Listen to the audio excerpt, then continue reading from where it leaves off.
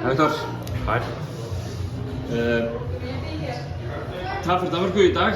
Hvernig er tilfinningin svona beint eftir leik? Þetta er bara svekkjandi. Við höfðum á í fyrsta, öðrum og þriðja og svo mistum á í fjórða. En ég held að bara vandamál við byrjum alltaf mjög illa. Svo alltaf þegar það kemur þriðji þá byrjum við að ganga eins betur, svo missum við alltaf í endan. En þessi leikur í dag, við berum á saman við Íslandsleikin í gær. Það voru færri mínútur, svona minni hluti af leiknum þar sem við voruð ekki með hausinn kannski rétt skrólan á. Er það rétt með því? Já, ég veit ekki. Þetta er bara svekkjandi. Svolítið svona, það var svolítið fysikal, leikurinn gær var fysikal og þessi var líka fysikal. Þannig sko, og mikið skorað. Er það sem að íslenska liðið leggur upp með að koma 100 stigum á töfluna hvernig einasta leik?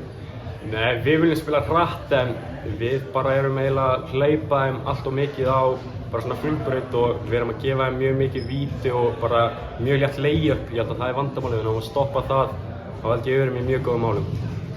Mikil orka sem fer í þetta hjá okkur, þið eru ekki með stærsta liðið á þessu móti og þú kannski einn af svona stórum verðum sem ert að berjast mikið þetta. Hvernig er, þú veist, ertu ekki þreyttur eftir svona baráttu? Nei, ég er sterkur.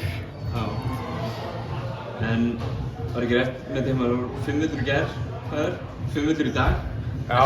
Ertu svona rosalega gróf? Nei, hinn eru bara soft. Er það svoleiðis? Dómararnir. 7. á morgun, hafði væntanlega eitthvað kýrt að fá, eitthvað séð til þeirra og þekkir það væntanlega frá fyrir landsliðum, verkefnum. Við kunum á búast á morgun.